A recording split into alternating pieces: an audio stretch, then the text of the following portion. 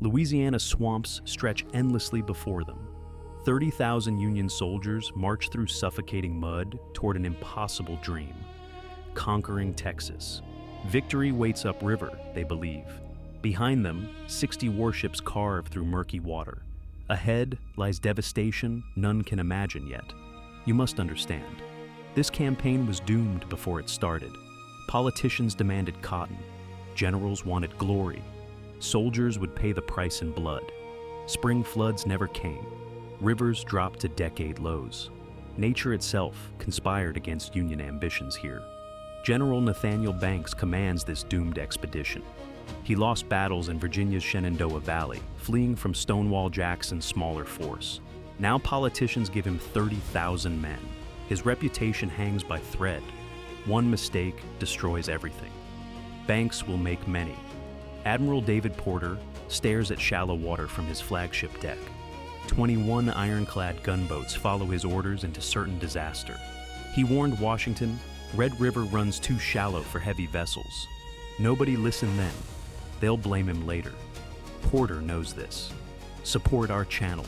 Subscribe so you won't miss exciting new videos. Your likes and comments inspire us to create more quality content. Together, we'll make this channel a place of knowledge and inspiration. Thank you for your support. March 10th, 1864. The expedition launches with orchestrated fanfare. Bands play patriotic songs at departure. Officers toast inevitable victory with champagne. Fort de Russy falls March 14th without serious resistance. Alexandria surrenders 2 days afterward. Early success breeds fatal overconfidence. Why invade Texas now? 100,000 cotton bales wait in Confederate warehouses. Northern textile mills starve for fiber. War profiteers push harder than generals for this campaign. Greed wears patriotic mask convincingly.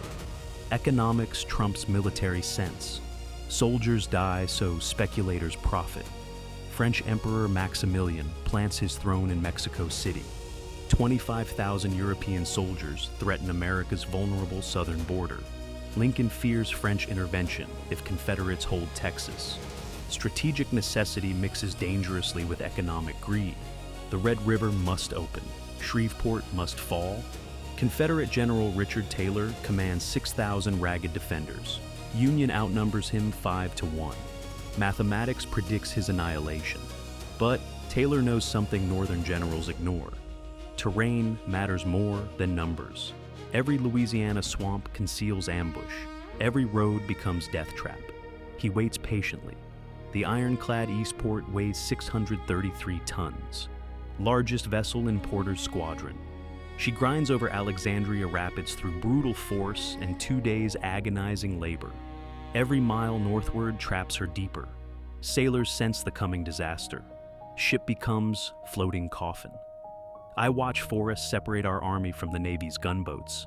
Communication dies in dense wilderness. We march independently toward Shreveport, racing Porter's ships upriver. Officers argue over who claims captured cotton first. Unity dissolves into petty rivalry. Confederates observe our stupidity. April 2nd. Porter's gunboats reach Grand Ecore successfully. He continues with 6 light vessels toward Shreveport. 30 miles from target, disaster strikes. Confederates sink the steamer New Falls City, completely blocking narrow channel. Porter's advance stops cold. The trap closes. Taylor positions his outnumbered force near Mansfield at Sabine Crossroads. This junction controls every road through northwestern Louisiana. His superior, General Kirby Smith, orders defensive posture. Taylor ignores orders completely. Attack now or lose everything. Audacity becomes his only weapon. He gambles. April 8th, 1864. Banks's divisions approach Mansfield through morning fog that smells like death. Confederate cavalry screens Taylor's hidden positions. Federal scouts probe cautiously, finding nothing. Tension builds through endless morning. Both armies wait. Afternoon sun climbs higher. Someone attacks first. You've seen battle paintings, ordered lines, flags flying, noble sacrifice. Mansfield resembles butchery. Late afternoon, Taylor's outnumbered Confederates surge screaming from tree lines. They hit both Union flanks simultaneously. Federal formations crumble instantly. Men flee 3 miles before rallying. Chaos consumes everything. Private James Henderson loads his musket with trembling hands. Musket balls shred air around him like hornets. His best friend dies beside him, skull shattered. Blood soaks Louisiana dirt black. Henderson thinks about his Ohio farm. Will he see it again? Darkness finally ends slaughter. Mansfield costs Union 2,000 casualties. Confederates lose 1,000 men they cannot replace. But Banks loses something irreplaceable, his nerve. He orders retreat despite having fresh reinforcements nearby. Victory was possible. Fear overwhelms reason. The campaign unravels completely from this moment. April 9th. Taylor pursues to Pleasant Hill Village. His reinforced army attacks at 5 o'clock evening. Confederate General Thomas Churchill's Arkansas Division smashes Union left flank brutally.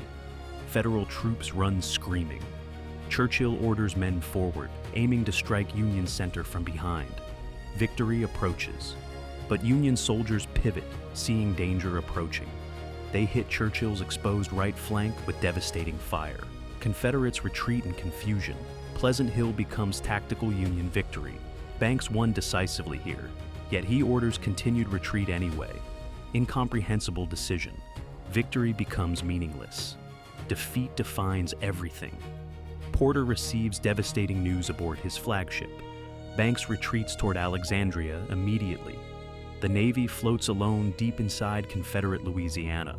Water levels drop daily. Snipers line both riverbanks, constantly. Every river bend brings fresh ambushes. Porter orders fleet south. The nightmare begins now. April 15th. Eastport strikes Confederate torpedo mine planted underwater. She sinks in shallow water, listing dangerously. Crews pump desperately, throwing heavy equipment overboard. They remove guns, ammunition, everything weighing her down. For 11 agonizing days, they drag her downstream. Reality defeats hope. Lieutenant Commander Seth Phelps commands Eastport. He watches his beloved ship ground repeatedly on sandbars. Each time, exhausted men strain, pulling her free with ropes and curses. Phelps knows the ironclad is doomed. He delays inevitable truth. Every officer faces moments demanding unthinkable decisions. His arrives, April 26th below Montgomery. Eastport grounds permanently on solid rock. No effort frees her now. Phelps orders evacuation quietly. Crews remove everything valuable, then load 8 barrels of gunpowder aboard, 3,000 pounds of explosives. Phelps lights fuses personally. Massive explosion creates perfect wreck. USS Cricket, Porter's new flagship, comes under massive Confederate artillery attack moments later. 38 shots riddle her thin hull. 12 sailors die instantly. 19 wounded from 50-man crew. Rebels attempt boarding. Cricket drifts powerlessly downriver, escaping death narrowly. Commander calls survival miraculous.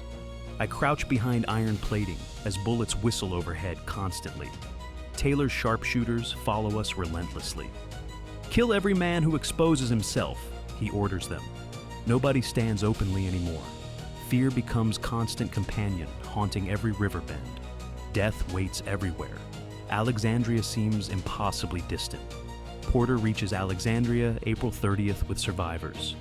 10 gunboats, 12 transports trapped above the city's rapids. River drops 6 feet during the month-long campaign. Ships sit helpless, stranded on rocks. Confederates close in for kill. $2 million worth of warships. Career-ending catastrophe. Lieutenant Colonel Joseph Bailey steps forward with impossible proposal. He's Nathaniel Corps senior engineer. Before war, Bailey worked Wisconsin lumber camps, floating logs during low water. He proposes damming Red River below rapids, raise water artificially, create narrow sluiceway, ships ride torrent over. Officers laugh loudly at Bailey's insane suggestion. They've never met a Wisconsin lumberjack before today. Bailey explains calmly, lumbermen use identical dams floating logs through shallow rivers. It works there, works here, it must. Desperation breeds willingness. Porter approves immediately. 3,000 men begin. You must picture 3,000 soldiers laboring waist-deep in Louisiana muck. Night and day without stopping for sleep. Earth and timber rise slowly across the wide river. Everyone understands. Build this dam or lose everything. Sweat mixes with river water. Muscles scream. Nobody rests. Private Michael. O'Brien drives pilings into riverbed with sledgehammer. Rises, falls endlessly until hands bleed through worn gloves. He worked Chicago docks before enlisting, knows hard labor intimately. But this feels different. Every blow might save the fleet. Purpose drives exhausted men beyond normal limits. May 10th. River rises exactly as Bailey predicted with engineers' precision. Water reaches nearly 6 feet in depth. The dam holds perfectly against tremendous pressure. First gunboat positions for dangerous passage through narrow sluiceway. Sailors prepare for worst. Success means salvation. Failure means destruction for everyone. First gunboat shoots through successfully. Cheers erupt along both banks. Then disaster strikes without warning. The dam partially collapses under immense pressure. Water drains rapidly away. Skeptics feel vindicated instantly. Bailey refuses defeat completely. He immediately designs second dam downstream. Work resumes instantly. Bailey drives men harder now, beyond exhaustion. The second dam rises faster than the first attempt. Engineers learn from previous mistakes. Construction improves constantly through experience. Porter watches, amazed at Bailey's inexplicable determination. Some men possess will transcending normal limits. Bailey embodies that quality perfectly. May the 13th. The second dam succeeds completely against all odds.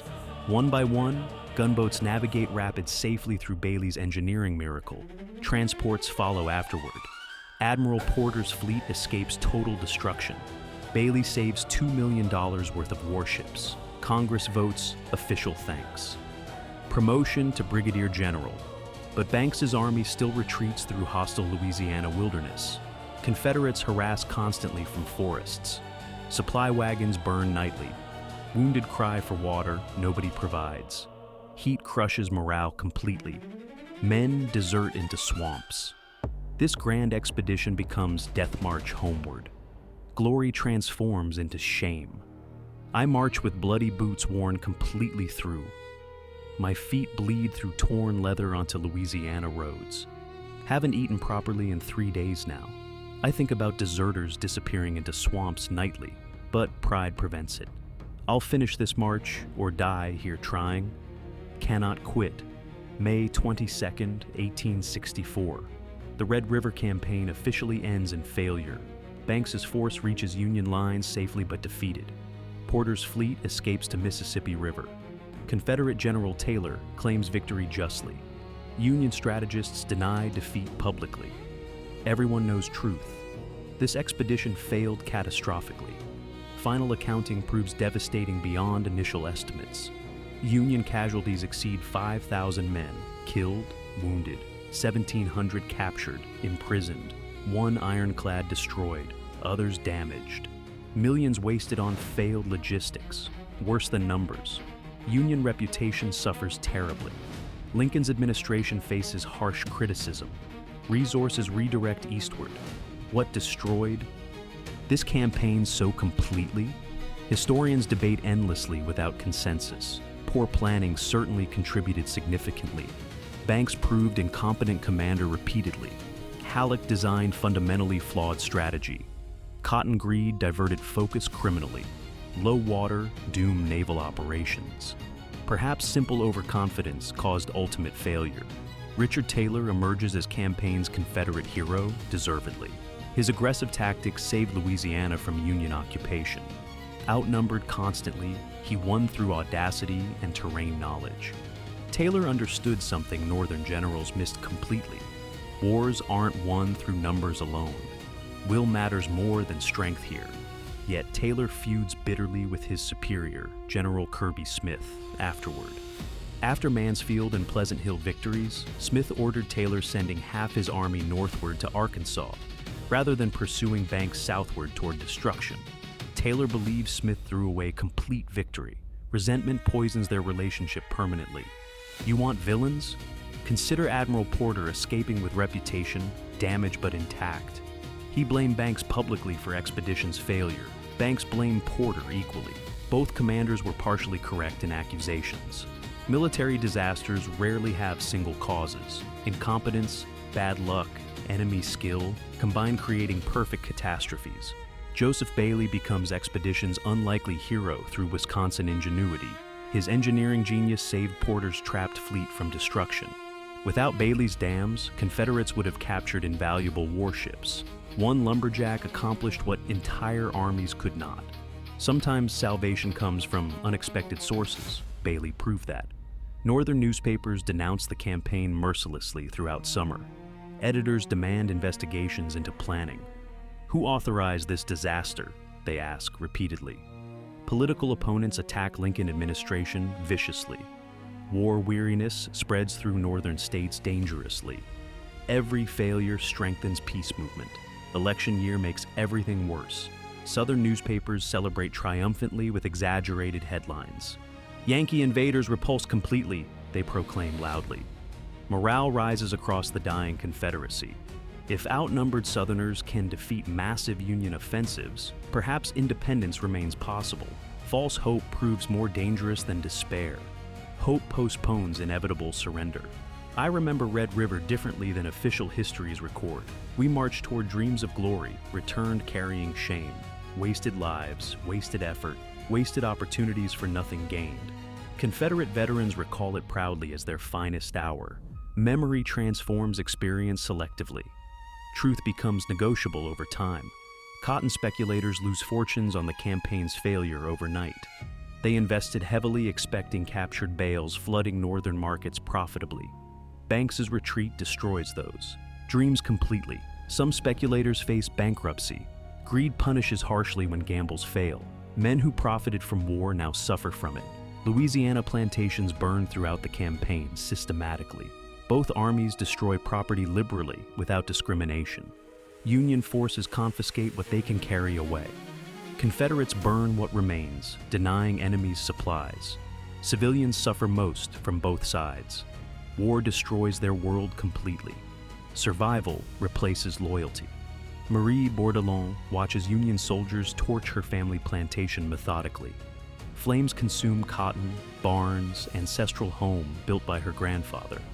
Everything turns to ash within hours. Marie holds her children close, wondering where they'll go now. War respects nothing. Wealth vanishes overnight. Powerful become powerless. Grand Ecore becomes temporary refuge for retreating federal forces desperately. The small town fills with wounded soldiers screaming. Field hospitals overflow with amputated limbs. Surgeons cut constantly without rest. Blood soaks everything. Medical supplies run dangerously short.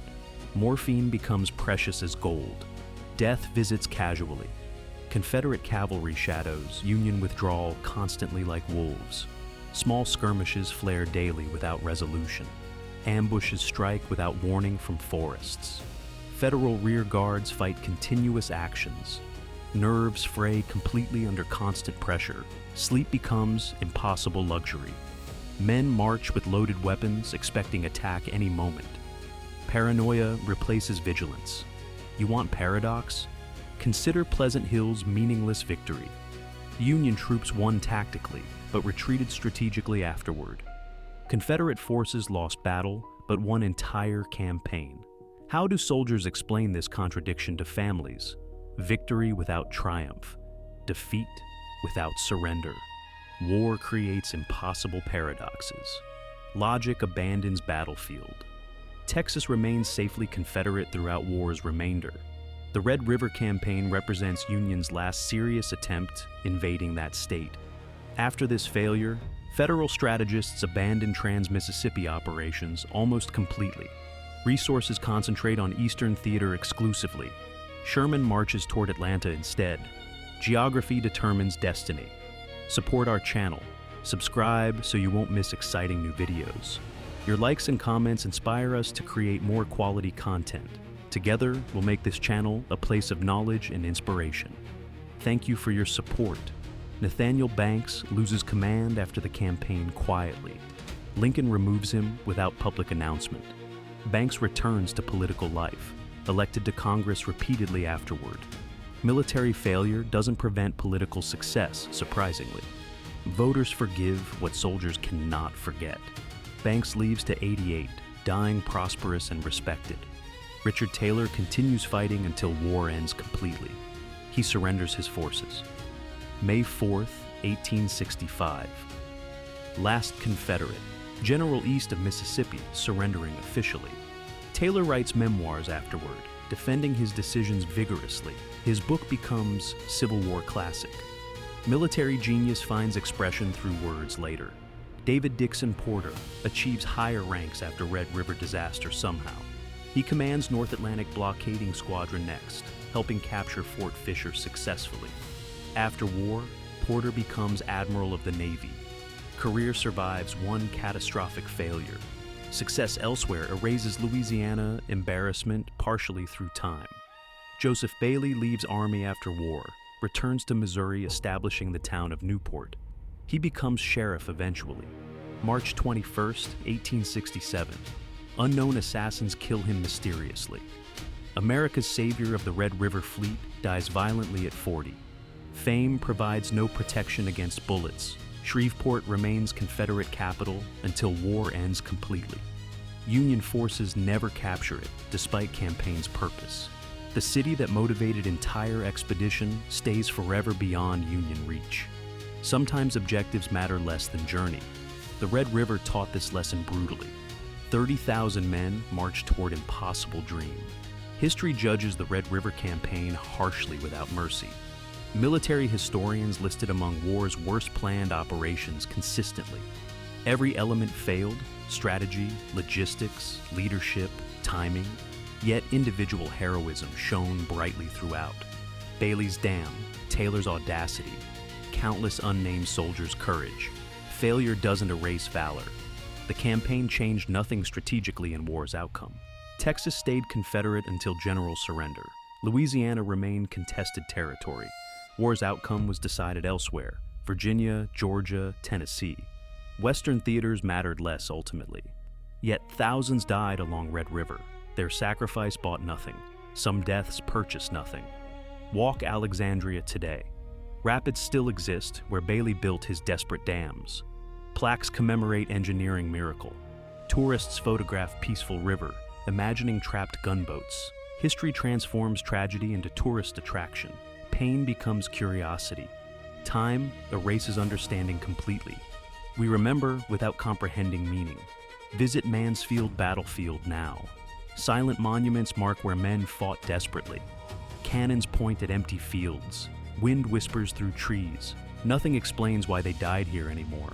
National significance, cotton profits, political ambitions. Death requires no justification ever. It simply comes when summoned. The Red River flows unchanged today. It witnessed empires rise and fall before white men arrived here. It'll flow long after America becomes ancient history. Rivers care nothing for human conflicts. Water seeks ocean eternally. We build dams, fight wars, claim territory. Rivers ignore us. Survivors carried memories silently afterward throughout their lives. Most veterans never spoke about Louisiana voluntarily. What could they say honestly? We marched through hell, accomplishing nothing.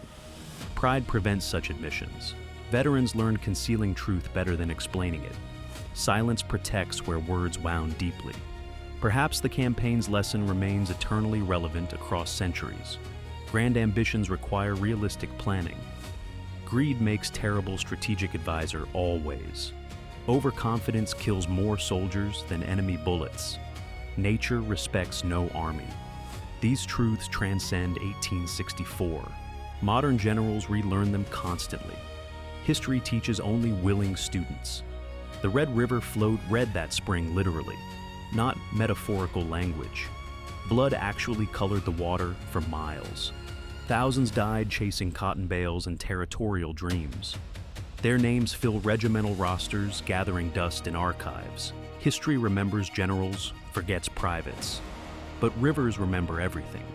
Water carries memory downstream.